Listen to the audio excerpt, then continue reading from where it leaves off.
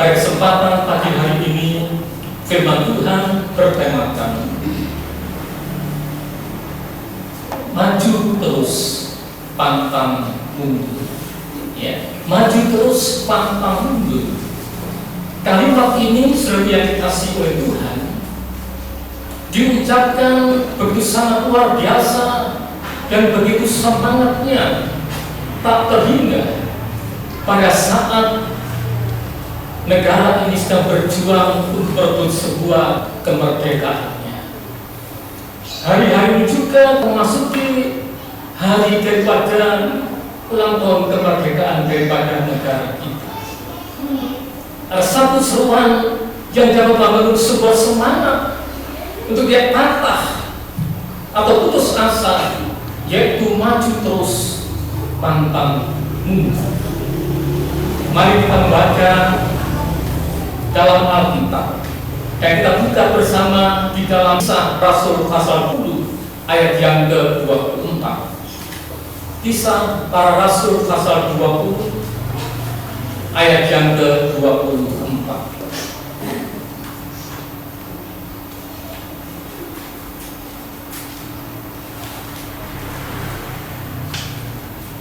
Kalau kita sudah dapat sejenak saat undang, kita bangkit berdiri. Satu ayat kita akan membacanya bersama-sama. Kisah para Rasul pasal 20 ayat yang ke-24. Firman Tuhan berbunyi demikian, 2-3. Tetapi aku tidak menghiraukan nyawaku sedikitpun, asal saja aku dapat mencapai garis akhir dan menyelesaikan pelayanan yang ditugaskan oleh Tuhan Yesus kepadaku untuk memberi kesaksian tentang Injil kasih karunia Allah. Amin. Kamsahamnida. Saudara yang dikasihi Tuhan, saya membaca tentang sebuah nama yang bernama Florence Hedwig, seorang wanita pertama yang berenang menyeberangi Selat Inggris bola. Pada usia 34 tahun, ia berenang dari pantai Catalina menuju pesisir California. Seorang perenang ini berumur 34 tahun. Itu pada tanggal 4 Juli 1952. Ya, tak cukup lama. Ya. Jutaan orang menyaksikan lewat pesawat televisi pada waktu itu bagaimana usahanya daripada hari ini berjuang berenang untuk mencapai kepada sebuah tujuan. Saudara, dia berenang begitu sangat gigih, begitu sangat luar biasa, dan ibunya ada di atas kapal bersama pengawal yang mengawali Florence ini untuk berenang dari pantai Catalina menuju pesisir California. Dia berjuang 16 jam lamanya, dia berenang di tengah-tengah hutan pada waktu itu. Saya bisa bayangkan 16 jam tanpa henti, ya, tanpa lelah dia terus berenang. Ibunya memberikan semangat di atas perahu pengawal yang sedang mengawal dia. Tetapi 800 meter sebelum dia sampai ke pantai, dia minta berhenti dan ditarik ke atas perahu pengawal tadi. Apakah Florence menyatakan? Memang tidak. Sebab apa? Ada kabut tebal pada waktu itu ketika dia berenang yang menutupi pandangannya untuk bisa sampai ke daratan yang hanya tinggal 800 meter. Tapi kabut tebal menghalanginya sehingga dia tidak nampak, dan dia kemudian minta ditarik saja kembali ke atas perahu. Ketika dia diwawancarai, dia mengatakan, seandainya aku bisa melihat daratan itu, aku pasti akan berhasil. Yang membuat Flores ini gagal mencapai pantai yang dia tuju bukan karena dia lelah berenang, bukan karena dinginnya daripada air laut waktu itu, tetapi apa? Terhalang oleh kabut tebal, sehingga pandangannya tertutup. Saudara punya kasih Tuhan, wanita yang pernah menjalani 2 bulan kemudian dia berenang lagi menuju pada titik yang sama. Dan dia berenang dengan satu keyakinan, dia tidak lagi mau dihalang oleh kabut tebal, dan dia berenang sekarang dengan sebuah keyakinan dan tujuan yang tinggi. Aku pasti bisa. Dan dia berenang saudara itu sekalian kembali, dan kabut tebal tidak dihiraukan karena apa? Pikirannya dan keyakinannya tertuju kepada tujuan yang pasti. Dan benar, akhirnya dia berhasil. Ia menjadi wanita pertama yang berhasil menyeberangi Selat Catalina, melampaui rekor yang telah dibuat oleh seorang perenang pria dengan selisih waktu 2 jam. Seorang yang maju terus pantang. Kegagalannya yang pertama tidak buat surut semangat, tapi dia bangkit lagi, kemudian mulai berjuang lagi dan berhasil. Saudara, pelajaran apa yang kita bisa petik daripada seorang Flores ini? Yaitu sebuah pelajaran dia mulai mengubah pola pikirnya. Sekarang pola pikirnya ketika dia untuk berhanya berubah beberapa pola pikir yang kedua. Yang pertama, pola pikir yang pertama sebelum yang kasih Tuhan, dia berenang sebelum yang dikasih oleh Tuhan tanpa ada sebuah keyakinan bersama tujuan yang pasti. Karena apa? Dihalang kabut. Berpikir terlalu jauh, ya tidak mungkin aku bisa sampai. Ya kan kabut tebal menggelapi pada waktu itu. Karena berenang waktu itu dia berenang 16 jam, ya lebih di tengah-tengah lautan. Sebenarnya kasih ketika terbukti kabut tebal menggelapi, ya pola pikirnya tidak disertai dengan sebuah keyakinan, kepada sebuah tujuan yang dia akan capai, sehingga banyak ini dia ingin ditarik dan kembali kepada perahu tadi. Tapi pola pikir yang kedua, dia berpikir, aku pasti bisa. Dia memiliki sebuah keyakinan dan tujuan yang pasti, sehingga dia tembus kabut baru. Dan dia punya keyakinan, aku bisa, aku pasti berhasil. Dan benar dia berhasil. Sebab apa? Mengubah pola pikirnya yang hanya tidak disertai akan adanya keyakinan dan tujuan yang pasti. Ya, dia berubah.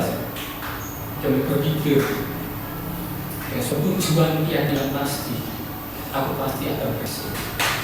Sudah kita kasih perjalanan iman ke Kristen kita juga seperti ini. Kita sedang berada di tengah lautan yang luas. Kita berlomba untuk mencapai sebuah tujuan yang pasti. Tapi kadang-kala ada kabut tebal yang menghalangi kita. Seperti yang dikasih oleh Tuhan, kabut tebal membuat kita seakan-akan merasa yakin untuk bisa. Karena gelapnya kabut tebal yang menghalangi perjalanan iman kekristenan kita. Mari saudara, kita mau melihat bagaimana Flores ini mengubah pola pikir. Mari kita mau mengubah pola pikir kita sesuai dengan Tuhan. Saat kita mau berjuang, maju terus tanpa menyerah, kabut tebal apapun yang sedang menghalangi merintangi langkah perjalanan iman kita tidak membuat kita mundur atau berhenti. Dengan keyakinan pada sebuah tujuan yang pasti, kita akan tembus kabut tebal itu untuk kita saat mencapai sebuah sasaran, bertemu dengan Tuhan di dalam kemuliaan. Sebabnya dalam surat Ibrani pasal yang ke-10 ayat ke-35 sampai dengan 36. Surat Ibrani pasal yang ke-10 ayat 35 sampai 36. Firman Tuhan berbunyi demikian. Sebab itu janganlah kamu melepaskan kepercayaanmu, karena besar upah yang nantinya. Sebab kamu memerlukan ketekunan, supaya sesudah kamu melakukan kehendak Allah, kamu memperoleh apa yang dijanjikan. Perjalanan iman kita lepaskan kepercayaan kita, keyakinan kita kepada Dia. Kita melangkah kepada sebuah tujuan yang pasti. Yang perlu adalah ketekunan kita dalam melakukan segala kehendak daripada Tuhan. Saudara yang kasih oleh Tuhan, kita boleh mencapai pada sebuah tujuan yang pasti, bertemu dengan Tuhan. Sebagaimana Rasul Paulus melangkah perjalanan yang kita bisa melihat dalam pembacaan awal kita tadi dalam kisah para Rasul 20-24. Tetapi aku tidak menghiraukan nyawaku sedikit pun, asal saja aku dapat mencapai garis akhir dan menyelesaikan pelayanan yang ditugaskan oleh Tuhan Yesus kepadaku untuk memberi kesaksian tentang Injil kasih karunia Allah. Rasul Paulus dia berjuang tanpa menyerah, tidak menghiraukan. Ada kabut tebal di hadapannya. Katakan, tetapi aku tidak menghiraukan nyawaku sedikit pun, asal saja aku dapat mencapai garis akhir. Saudara, dan menyelesaikan tugas pelayanan yang bertanggungjawab kepada Dia, memberitakan tentang Injil kasih karunia Allah. Apakah perjalanan Rasul Paulus mudah? Dia juga sedang berjuang dengan sebuah keyakinan dan tujuan yang pasti. Tidak menghiraukan nyawanya sedikit pun, asal saja untuk mencapai garis akhir. Dan jaga Rasul Paulus dalam perjuangan imannya, pengiringannya enak berguna, tidak menghiraukan. Kadang hidup sadapnya ada kabut tebal yang menghalanginya, dia tetap terus maju. Dan dia berhasil. Kita membaca dalam surat Al-Qudus pasal yang bersalah dia ke-67 kata, aku telah mencapai garis akhir, maka telah disediakan bagi saudara yang kasih Tuhan. Banyak kabut tebal yang sedang ada di depan kita, yang kadangkala ingin menghalangi langkah perjalanan iman untuk mencapai sebuah tujuan. Ada kabut tebal yang menghalangi kita untuk kita berhenti dalam kita mengiring dan melayani akan Tuhan. Ada berapa banyak mereka yang berhenti karena kabut tebal, tidak bisa menyelesaikan sampai pada garis akhir dalam pengiringannya, pelayanannya kepada Tuhan. Dia berhenti karena apa? Kabut tebal, kegelapan yang ada di hadapan. Saudaraku, kabut tebal ini bisa berbicara. Yang pertama adalah sebuah pencobaan, berbagai macam tekanan hidup yang kita harus hadapi. Rasul Paulus menjadikan dan kabut tebal penderitaan, kabut tebal cobaan, aniaya. Tapi itu dia tidak hiraukan, dia tembus kabut tebal itu. Dia terhalang dengan penderitaan dalam kehidupannya sebagai orang percaya. Dia tidak terhalang oleh aniaya yang dia hadapi, bahkan dia keluar masuk penjara, disakiti, dianiaya. Itu kabut tebal yang bisa mengalami seseorang berhenti dalam perjuangan. Rasul Paulus tidak menghiraukan nyawanya, asal saja bisa mencapai garis akhir dan tugas pelayanan yang diberikan kepadanya. Kita lihat sebuah Tuhan di dalam Kisah tadi, ya, pasal yang ke-20, kan kita baca ke-24-nya. Kisah Para Rasul pasal yang ke-20. Kita baca ayat yang ke-20.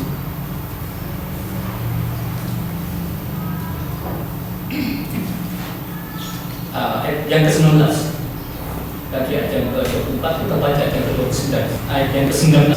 Kisah Rasul 20 ayat yang ke-19. Kisah Rasul 20 ayat ke-19. Dengan segala rendah hati aku melayani Tuhan.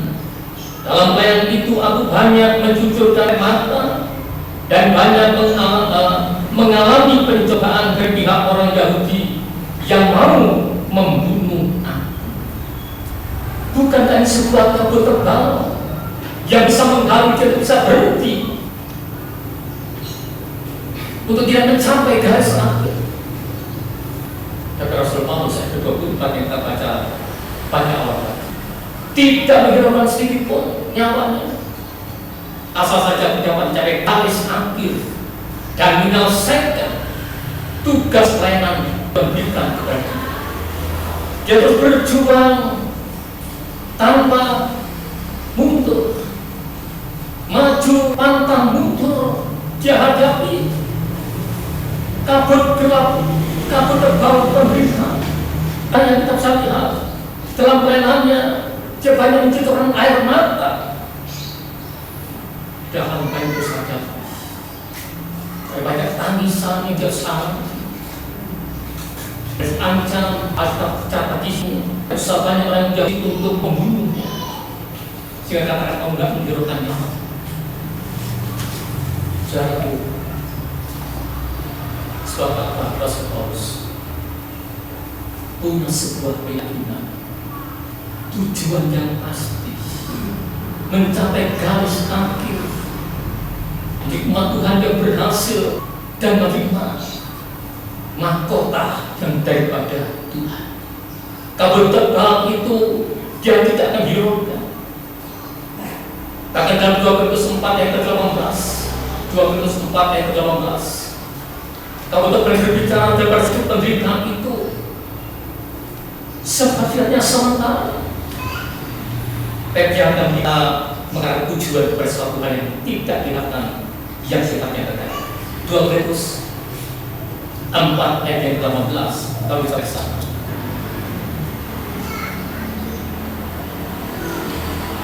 Berbunyi demikian, sebab kami tidak memperhatikan yang kelihatan, melainkan tak kelihatan.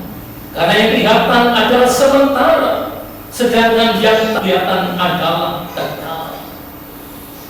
Rasul Paulus, pandangannya, tujuannya kepada sesuatu yang tidak nampak, yang Tuhan sediakan, yang sifatnya kekal. Tidak kepada hal yang nampak, yang sifatnya hanya tidak kekal itu. Sesuatu yang nampak, yang sekali ada dalam kita itu gelap, susah nanti, tapi lepas itu kan gelap. Yang nampak itu sifatnya kekal. Sedang bebas itu, dia tidak melihat hal yang kelihatan. Penderitaan sama, aniaya, ancaman yang dia hadapi, itu adalah penderitaan sementara, bagaikan kabut tebal yang dia hadapi untuk sementara waktu. Tapi dia punya satu keyakinan yang pasti, yang tidak berpihak. Itulah yang tersediakan yang sifatnya. Dia berjuang terus. Rasul Paulus sampai garis akhir. Bagaimana kita? Apakah sedikit masalah itu penderitaan? Sebagai orang percaya, sedikit mungkin zaman, sedikit mungkin molokan, dapat selalu aku dapatlah. Aku ingin berhenti. Sebab apa?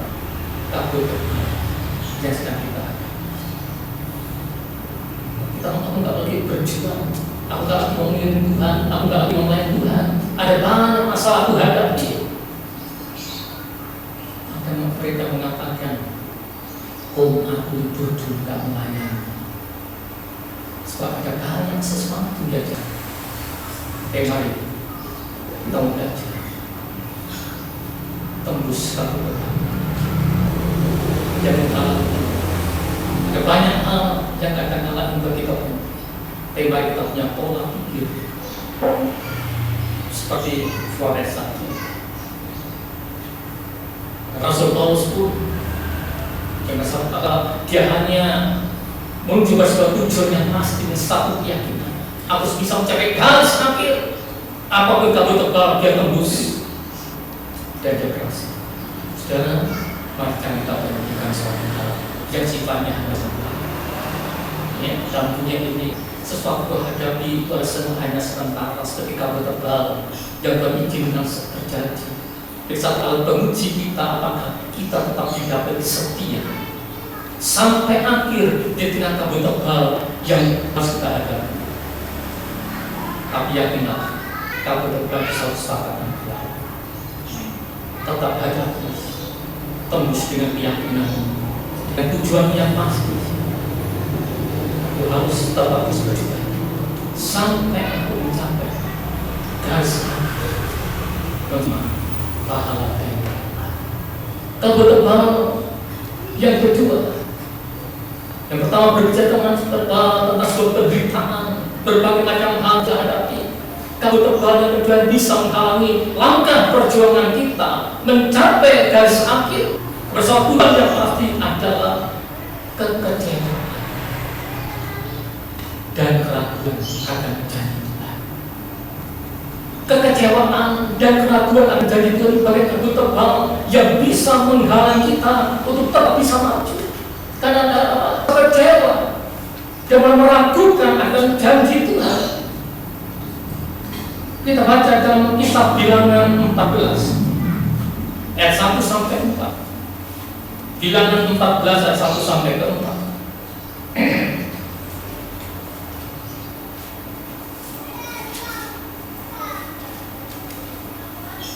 Bilangan 14 ayat 1 sampai 4 berbunyi demikian.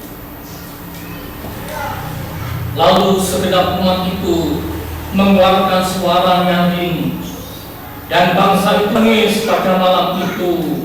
Bersungut-sungutlah semua orang Israel kepada Musa dan Harun, dan segenap umat itu berkata kepada mereka, sekiranya kami mati di tanah Mesir atau di padang gurun ini, mengapakah Tuhan membawa kami ke negeri ini supaya kami tewas oleh pedang dan istri serta anak kami menjadi tawanan?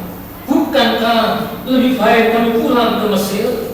Dan mereka berkata satu yang lain, baiklah kita mengenal pemimpin lalu ketika mereka mendengar daripada 12 pemimpin yang Musa atas kehendak Tuhan mengirim 12 pemimpin yang daripada seorang dan satu suku Israel itu 12 pemimpin. Tuhan berkata untuk melihat tanah yang Tuhan sediakan, tanah perjanjian. Mereka melihat surga Tuhan, tanah itu luar biasa. Tanah Musa memberikan pesan, lihatlah bagaimana keadaan tanah. Apakah tanahnya baik? Bagaimana penduduknya yang masih ada di sana? Apakah orangnya kuat, berburu dan sebagainya? Mereka saksikan semuanya. Yang Musa katakan, ambil hasil dari tanah itu sebagai suatu tanda bahwa benar-benar bukti bahwa tanah itu sangat subur. Dan mereka datang dengan mengambil batas tanda anggur dan juga beberapa buah delima. Dan begitu buah yang luar biasa sebenarnya Tuhan. Tetapi mereka berkata yang bertanya Tuhan, tapi orang-orangnya sangat kuat. Ya, gak mungkin kita bisa mengalahkan yang seperti gelang. Gak mungkin kita bisa. Yusuf dan Kaleb menguatkan mereka, dan mereka gak pedulikan, lebih mempercayai 10 pengintai. Dan memang suara terbanyak itu suara yang menang. Ya, Yusak Kaleb menyampaikan, memberikan semangat, kita pasti bisa. Kalau Tuhan berkehendak, kita pasti bisa mengalahkan dan merebut negeri perjanjian ini. Tapi banyak berita yang kemudian dan mendengar berita sebelum mengintai, berita yang mengecilkan hati, mengatakan dan akhirnya apa? Mereka menjadi kecewa. Ngapain Tuhan bawa kita keluar Mesir? Tidak akan kita di Mesir saja. Mengapa kita harus mati di sini dan anak-anak kita juga semuanya menggaki kayak semuanya. Dan akhirnya mereka mulai berontak. Dia berpikir mari kita ambil pilih pemimpin lain kembali ke Mesir. Bentuk kecewa, mengesali berontak, mengambil jaya. Kalau mau dipimpin terus, sudah mereka kecewa, mereka meragukan akan janji Tuhan. Nah, yang memimpin menuju ke negeri perjanjian itu, dampaknya apa? Mereka binasa, nggak sampai masuk negeri perjanjian. Seangkatannya hanya Yusak dan Kaleb, dan mereka berusaha 20 tahun berdakwah. Hanya sisa yang masuk. Sebab apa?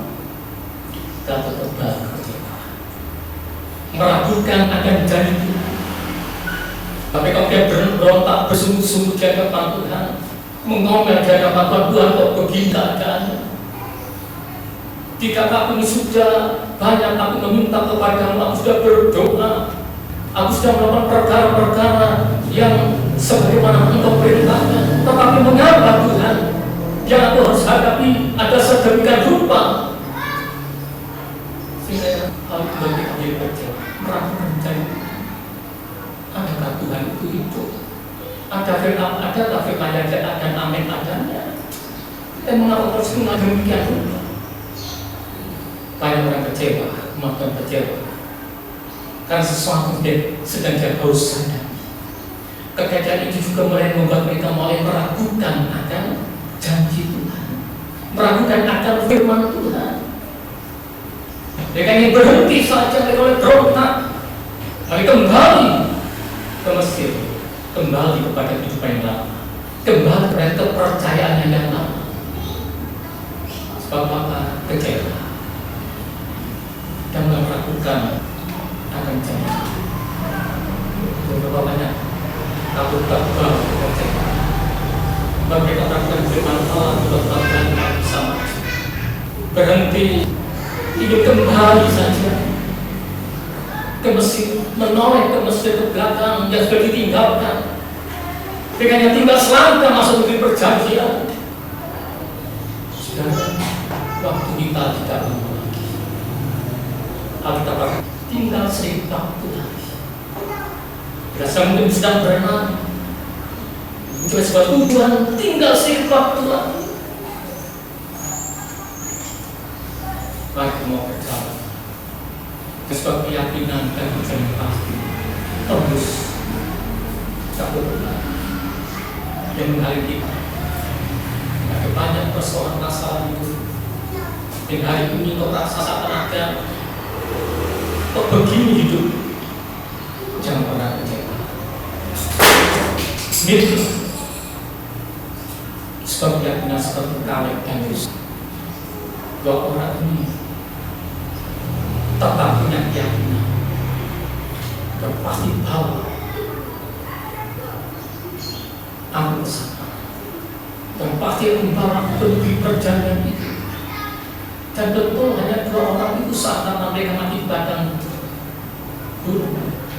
Sebab apapun yang keyakinan menjadi pasti, apapun jadinya pasti kita bisa mengalahkannya.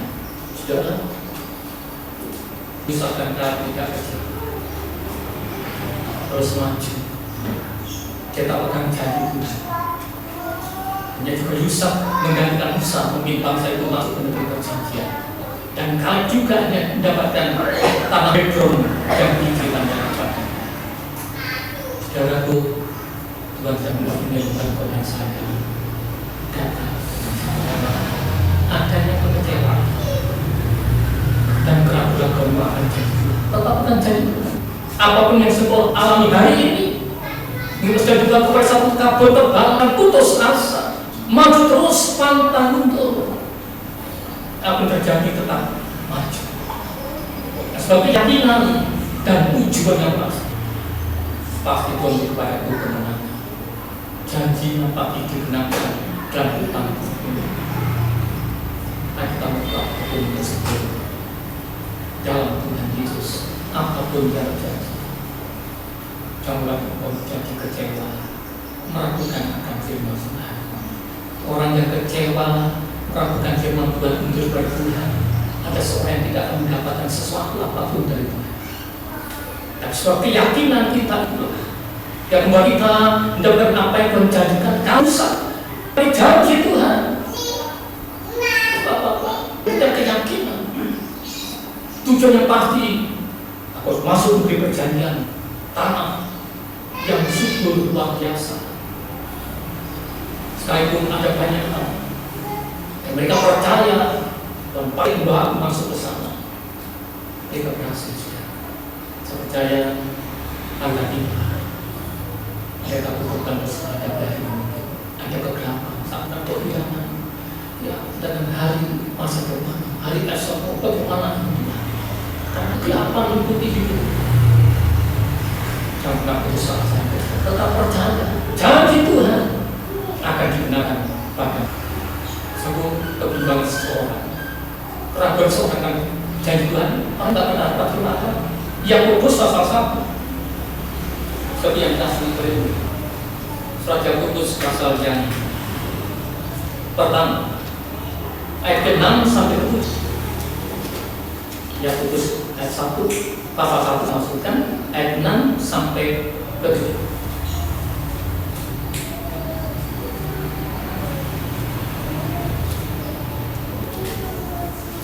Firman Tuhan berbunyi demikian.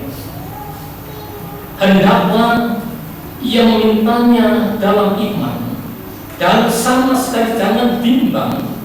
Dikatakan maksudnya orang yang bimbang sama dengan gelombang laut yang diombang-ambingkan ia teman oleh angin. 7 orang yang demikian janganlah mengira bahwa ia akan menerima sesuatu dari Tuhan. Orang yang bimbang dan Tuhan jadi jangan mereka mengira bisa menerima sesuatu dari Tuhan. Sudah tetap bisa yakin dan tujuan yang pasti.